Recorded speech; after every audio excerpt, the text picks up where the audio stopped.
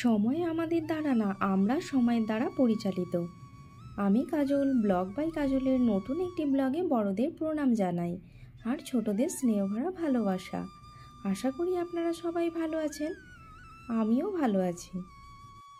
জানেন তো বন্ধুরা, আজকে জানেন অনেক দিন পরে রোদ বেরিয়েছে। আর এই ছোটো আলুগুলো কালকে এনেছিলাম। সোনা ও এমনিতে আলু খায় না, কিন্তু এই ছোটো আলুগুলোর দম ও খুব পছন্দ করে। আজকেও টিফিন বক্সে এই ছোটো আলুর দম আর পুরি বানিয়ে দেব। সেই জন্য রাতেই এগুলো ছাড়িয়ে ভিজিয়ে রেখেছিলাম জলের মধ্যে। আর এখানের আলু জানেন তো, এই ছোট হলে কী হবে, সহজে সেদ্ধ হয় না। 4-5টা সিটি দিতে হবে, তবেই সেদ্ধ হবে।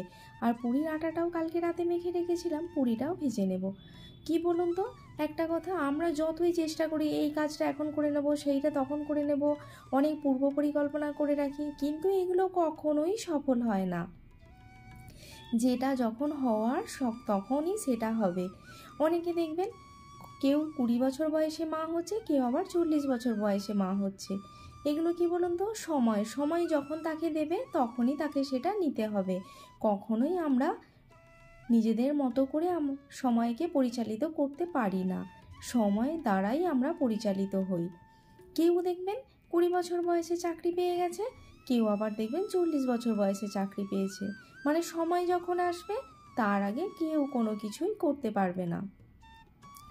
কেউ দেখবেন 20 বছর চাকরি পেল, তার 50 বছর বয়সে মৃত্যু হয়ে গেল। কেউ আবার দেখবেন 40 বছর বয়সে চাকরি পেল, সে 90 বছর বেঁচে রইল। সে একই হলো, কিন্তু সেটা হলো সময়ের দ্বারা পরিচালিত। আর কথা বলতে বলতে আমার আলুর দমটাও হয়ে গেছে। তারপর একটু ধনেপাতা আর গরম মশলা মিশিয়ে নামিয়ে নিচ্ছি।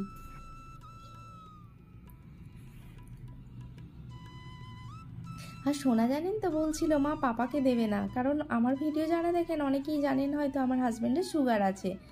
তো ওকে এমনিতে আলু দিই না, আর ও খায়ও না। আজকে ওকে একটু দিয়েছিলাম। তারপর দুজনে চলে যেতে আমার ঘর পরিষ্কার করতে চলে এসেছি। আর কি বলুন তো, রাতের মধ্যে মানে সকালে ওরা যখন যায় না, তারপরে ঘরটা মনে হয় আমার ঘরের মধ্যে প্রথম বিশ্বযুদ্ধ হয়ে গেছে। আমি ভাবতে থাকি কোথা থেকে শুরু করব, কোনখানটা আগে গুছাবো। ওই ভাবি 5 মিনিট, তারপরে আমি কাজ শুরু করি। না করতে তো হবেই। আর জানেন না, এখানে খুব পায়রা রয়েছে। আমি জানালাটা যখন খুলছিলাম দেখছি বেশ কিছু পায়রা এরকম ঘোরাঘুরি করছে। মনে হলো বন্ধুদের সাথে শেয়ার করি। তারপর জামা কাপড়গুলো কেচে আর ব্যালকনিতে দেবো বলে চলে এসেছি। আর দেখুন, আজকে বেশ রোদ বেরিয়েছে, কি সুন্দর লাগছে সকালটা। এই দেখুন না, সোনার স্কুলে ভ্যান দেয়া ছিল, ভেবেছিলাম যে এইভাবেই চলবে, কিন্তু না, আমার কপালে দুর্গতি রয়েছে। সে ভ্যানওয়ালাও চলে গেল।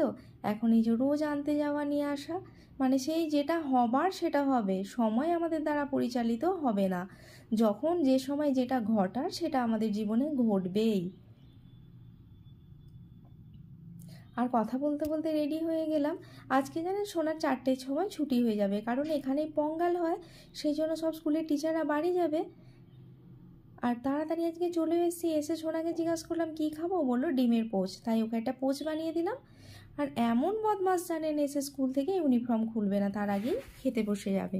আর কালকের আইসক্রিমগুলো আজকে জমে গেছে, তাই বাচ্চাদের দিয়ে দেবো। আর বড়রা যারা আমার ভিডিও দেখেন, আশীর্বাদ করবেন আমি যেন এগিয়ে যেতে পারি। ছোটরা স্নেহ ভরা ভালোবাসাপূর্ণ লাইক দিতে ভুলো না। আর আপনি যদি আমার চ্যানেলে নতুন হন, যদি ভিডিওগুলো ভালো লাগে, অবশ্যই চ্যানেলটি সাবস্ক্রাইব করে আমার পরিবারের একজন সদস্য হতে পারেন। আর জানেন, আমি মশলাপাতি না সব একবার রোদে দিয়ে তারপর কৌটোতে রিফিল করি। আর এই কৌটোগুলো সেদিন ধুয়েছিলাম, আপনারা দেখেছিলেন। টাইম পাইনি তাই রিফিল করা হয়নি। আজকে মশলাগুলো প্রত্যেক দিন অল্প অল্প কিছু দিয়ে রোদে দিয়ে দিই, তারপরে রিফিল করি, মানে যেদিন টাইম পাই। আর সোনা জানেন আজকে ম্যাগি বানাচ্ছে। চলুন আপনাদের সাথে রেসিপিটা শেয়ার করি। ও একদম ইউনিক টাইপের করে রোজ ম্যাগি বানাতে থাকে।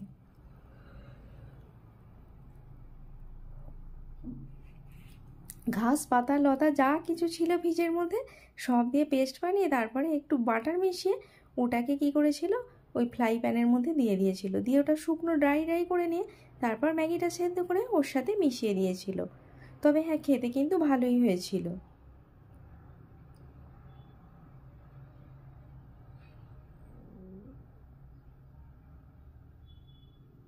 আপনারা এইভাবে বানিয়ে দেখতেই পারেন, ভালোই লাগে কিন্তু বাচ্চাদের। আর এটা যেহেতু কোনো ফ্রাই করা নেই, তাই হেলদিও বটে। তবে ও বানালেও আমি ওর পাশে দাঁড়িয়ে থাকি, কারণ আমার ভয় করে কোথায় কি করে দেবে। আর ও তো এখনও ছোট, মানে হাতে পায়ে লম্বা হয়ে গেছে, ওর বয়স মাত্র 12 বছর।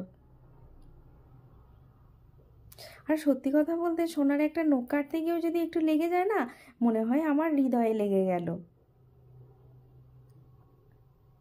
হয়তো সন্তানের প্রতি মায়ের ভালোবাসা এরকমই হয়, আমার মায়েরও হয়তো এরকমই ছিল। তো বন্ধুরা, আজকের ভিডিওটা এই পর্যন্তই।